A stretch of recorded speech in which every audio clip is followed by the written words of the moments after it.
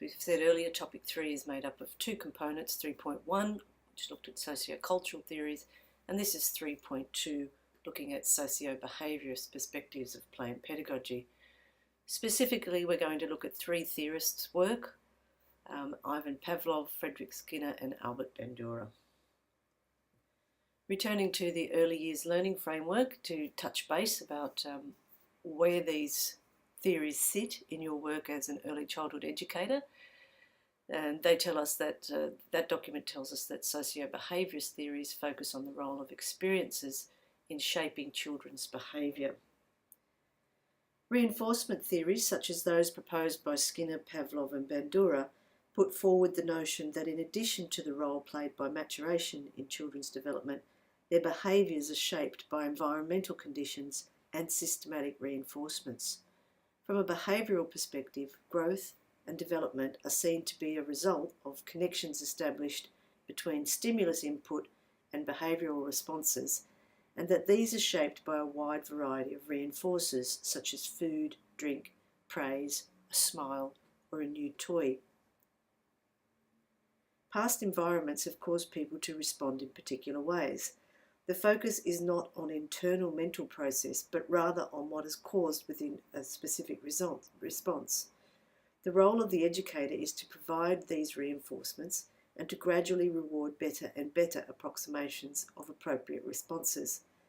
Therefore, from this perspective, development is seen as a process of the individual learning increasingly complex and refined ways of acting as a result of consequences that have followed the attempted behaviour.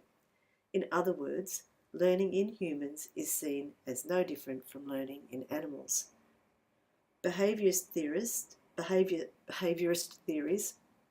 have been criticised for not recognising the role that mental processes play in human behaviour.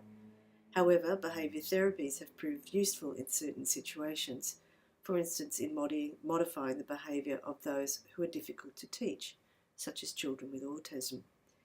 Success can revolve around desensitisation and learned stimulus response models. Bandura took this perspective further into the social world, theorising that people learn from other people. His work showed that people can learn not just from a direct result of their own experiences, but also from observing the experiences of others, a similar view to that of Rogoff. Ivan Pavlov was a Russian sociologist, known mainly for his work in classical conditioning. He investigated the digestive systems of dogs and later children. He noticed that dogs salivated in order to eat their food, and indeed that they began salivating before the food was actually delivered to their mouths. He set out to investigate this in the now famous experiments addressing conditioned reflexes. For instance, he would sound a bell when presenting food to the dogs, and after doing this continually, he discovered that when he sounded the bell, the dogs salivated even if there was no food present. Hence the saying, behaving like Pavlov's dog, being very compliant and conditioned.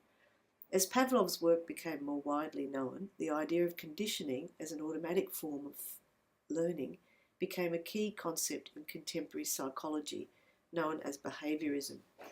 The key to this type of learning was seen to be repetition. Any behaviour that has a positive consequence will be repeated. Behaviourist ideas are clearly widespread in relation to children's learning and development. Rewarding appropriate behaviour is prominent in many early childhood settings. Praise, positive rewards, ticks and coloured stars are evident in many forms of educators' work. Bahar's Frederick Skinner, or B.F. Skinner, was a behaviourist psychologist who was highly impressed by the work of Pavlov. However, he wanted to go beyond dogs salivating and consider the whole of human behaviour. Skinner focused on operant conditioning rather than classical conditioning of Pavlov's. Operant conditioning involved working with an initial spontaneous behaviour rather than focusing only on a behaviour that occurred in response to prior stimulus. Skinner's work began with rats who, by accidentally pressing a lever, discovered they could get food and thereby continually pressed the lever and ate the food delivered until they were no longer hungry. His experimental work included teaching pigeons to play ping pong, a rabbit to pick up coins and put them in a money box, a cat to play the piano, and a pig to use a vacuum cleaner. Skinner believed that human behaviour could be affected by small consequences. He favoured active learning in the sense that children are not passive recipients of information passed on to them. He was convinced that children had to be active in order to learn. Skinner also asserted that positive reinforcement is more effective in changing and establishing behaviour than punishment. He maintained that the only thing learned from being punished was how to avoid punishment. Skinner suggested 5 steps for supporting children's learning that he referred to as learning theory. First, clearly talk about what is going to be learned. Second, break down the activity into small, manageable, achievable steps. Third, support the child in performing each step, reinforcing correct action. 4, adjust the activity so the child is always successful until the goal is reached. And finally, return to the activity intermittently, reinforcing the child's success.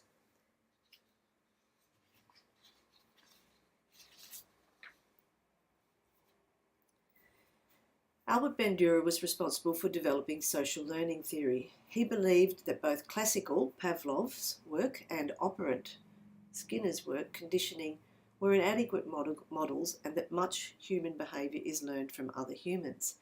He took behaviourism into the social world, suggesting that reinforcement of learning occurs as we imitate or model ourselves on what we want to be like.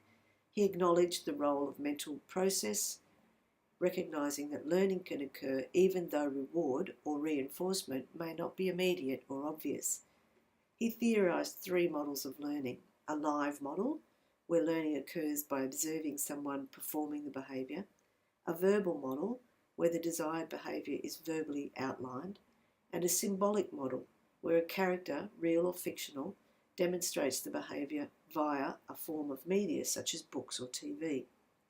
However, according to Bandura's social learning theory, for modelling to be effective, there are certain steps that are required, and these were, or are, attention, focusing all attention on the model and not being distracted; retention, remembering what has been modelled in order to learn from it; reproduction, demonstrating the new behaviour that was observed and remembered; and motivation, wanting to continue demonstrating the new behaviour, rewards, and punishment as motivators. Taking account of Bandura's views, educators are conscious of their behaviour in the early childhood settings. They model, demonstrate, and act in ways they wish children to behave. Social learning theory plays a role in making educators aware of the need to be offered as positive role models for behaviour and conflict resolution, and for habits such as reading and healthy eating. Educators also help children observe and therefore practice behaviours and to build strong and positive relationships.